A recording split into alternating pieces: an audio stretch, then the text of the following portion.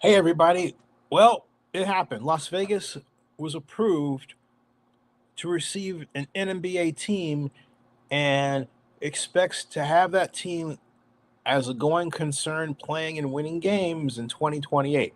That's not far from now. In fact, it reminds me, this whole matter, of when Magic Johnson was seen, I believe, last week in Las Vegas with Nevada Governor Joe Lombardo. So, hey, Magic isn't there to talk about hoops. Magic is there to talk about teams that shoot hoops. None in Las Vegas, which he wants to change. Will Magic Johnson be the person that brings NBA basketball to Las Vegas? Looks like it. But what I want to talk about with everybody right now is something that really rankles me. Before I even get to that, let's not forget that Seattle is going to get the replacement for the SuperSonics.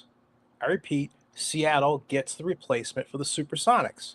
And so that the Seattle SuperSonics became the Oklahoma City Thunder should have never happened in a perfect world, but the simple fact that it did happen means this world is anything but perfect, okay? Anything but perfect. And so now we have to take a look at this and say, hey, how you doing, by the way? Please like and subscribe, talking about Las Vegas getting approved for the NBA expansion, why Las Vegas makes sense for the NBA, and also Oakland too. All right, you would say, huh, what? Just work with me for a second. But let me get this mention of Seattle out of the way. Everybody knows that the Seattle region can handle basketball because it's done so for so many years, had legendary Supersonics teams with legendary coaches like the late Kenny Wilkins. And again, that that that that there was a situation that took the Seattle Supersonics away from Seattle. Was horrifying when it happened. I remember when it did, and I thought it was the most un-American thing. For basketball not to be in Seattle was absolutely ridiculous. But when this happened now, no one's questioning Seattle, but the snarky remarks are being made toward Las Vegas because Las Vegas is at a tough time. So someone said to me on another video that I was making that it didn't make sense in their mind for Las Vegas to have an NBA team because they have a small market. Well, that is by an old 20th century measure of TV markets. Now, what do I mean? Very simply this. Back then, there wasn't such a thing as the internet. In fact, the internet was created by a defense organization called DARPA, the acronym of which I'm not going to bother to regurgitate because I'm going to screw it up, in 1994, but really didn't become a really consistently usable thing until I would say 1998. And I remember I made my first website in 1999 for Oakland's effort to get the 2005 Super Bowl into the Coliseum so that Oakland would be the Super Bowl host city for that year. We didn't win, we lost by 8 votes, another story. But my point is, the internet was young, then really young, a baby, and bandwidth was, well, kind of hard to come by at points. But now, today, the internet is a common part of our lives. We have phones that are connected to each other by the internet in our house. So do you. You get the idea. It's a different world. So different that when a event like the Las Vegas Sphere opens up, it attracts the eyeballs of millions of people around the world. What does that do? It promotes Las Vegas. It becomes an extension of the efforts to say, hey, there's something going on in Las Vegas. You need to be here. But guess what? That is an organic occurrence. It's not someone saying we're going to buy a lot of websites or anything. This is people taking pictures of the sphere as it's going off and doing its thing, and people online being wowed by it. Or think of the first 4th of July when one of the when the sphere opened, one of the top 10 traffic generators during the 4th of July was actually in Las Vegas because of the Sphere. All right. So there's that measure. And then there's the simple fact that there are 40 million people on the average that visit Las Vegas. And yeah, you would say, wait a minute, is any visitations down by almost 10%? I would say, yeah, but that's temporary. We know why it's temporary. We know that Las Vegas has been hampered and harmed by the pandemic. We know that Las Vegas has never received the bailout that the Trump administration promised in its first term. We know that Las Vegas has received a great deal of competition from other cities trying to nip at its ankles for a little piece of the gambling pie. And so now the United States gambling situation is such that you can go gambling anywhere in the United States within an hour's drive of a major city. Okay, that's that's where we're at. And so I think there are 146 officially major cities, something like that.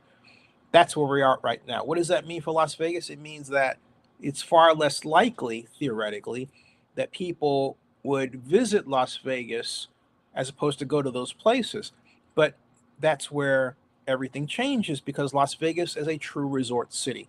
Las Vegas is a true 24-hour city. Where Las Vegas went south, for if you will, was simply that it got too expensive, and people began to view this chase for the ultra rich and super rich person as the end all be all, and totally forgot about the little people that really make Las Vegas go. Well, guess what? Now that basketball is coming back, Las Vegas is going to get those little people and enjoy NBA teams playing in Las Vegas.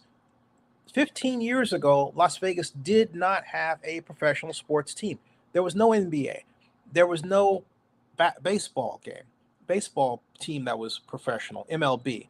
And there was, of course, no NBA. Now, by 2028, all three. And really, technically now all three, because the NBA is saying, hey, look, we want to be in Las Vegas. That's powerful, folks. All right? That is powerful. And for those people out there that say that sports has nothing to do with the economy at all, look, please stop the idiot talk, because that's precisely what it is. Sports brings numbers of what? People. Think about it. You have Las Vegas, which is already expert at drawing people and housing people by the thousands, bringing a league that is expert at doing what? Drawing people and housing them to watch their games by the thousands. A win-win. And I remember Mark Davis, the Raider owner, when he was hosting his sponsor party that I was attending in 2019 at CES Las Vegas, said, he pointed outside, we were at the Skyfall Lounge. It's a beautiful place in what was called the Delano. It's now a W Hotel. He's pointing out there like that, and he said, look, take a look at all those lights. That's activation. And what he was talking about was activation of marquees that sell what you're doing. Well, here comes the NBA, another new marquee attraction in a city that loves marquees and that responds to them.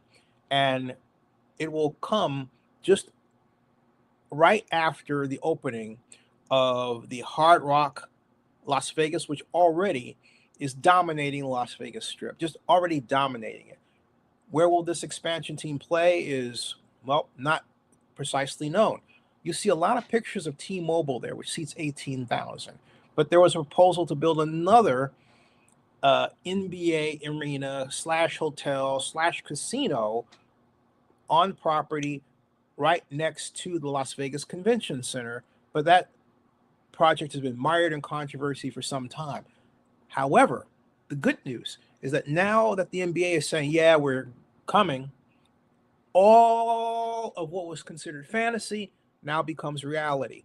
All of what was considered hard to get financing for now becomes easier to get. The earth has turned, the gravity has shifted toward Las Vegas at a time when it needs it the most. At a time when it needs it the most. The valuation for the team is projected to be between 7 billion to 10 billion. That's right in the area of an NFL team. And so now the NBA, we can officially say, is equal to the NFL with respect to valuations. It may not be with respect to ratings, but with respect to evaluations, it's right there. And what better way to say we're here than to have an opening or an all-star NBA All-Star game in Las Vegas? Wow. I'm telling you, the NBA is going to go nuts in Las Vegas. It's going to be star-studded, just in the way that boxing is treated in Las Vegas. Stars abound, and the NBA is a people league. And what I mean by that is it's multicultural, it's international, and so what you'll see now is a lot more people from different parts of the world because of world basketball in Las Vegas than you've ever seen before. And what does that mean for Las Vegas? Even more hotel stays, even more money. But also, Las Vegas cannot gouge. You cannot price gouge anymore because NBA fans are just you and me, not having a lot of money to spend, having favorite players, and loving a game that it's very simple. It takes two baskets and a ball. That's it, right? Who doesn't love that? And don't forget the WNBA, because where the NBA is, the WNBA will follow. And so the question will become, hey, what will the name? Well, excuse me, the WNBA is already there. Come on, Zenny, shut up. The WNBA, team is owned by Mark Davis. The NBA being in Las Vegas will enhance the value and popularity of the WNBA team. And, I could see a scenario. I don't know if the NBA allows dual ownership with respect to Mark Davis, or maybe he can be involved with Magic Johnson. I need to research that before I comment on that further because I'm not certain of what's allowed. But the simple fact that the NBA is coming to Las Vegas makes it possible. This is exciting.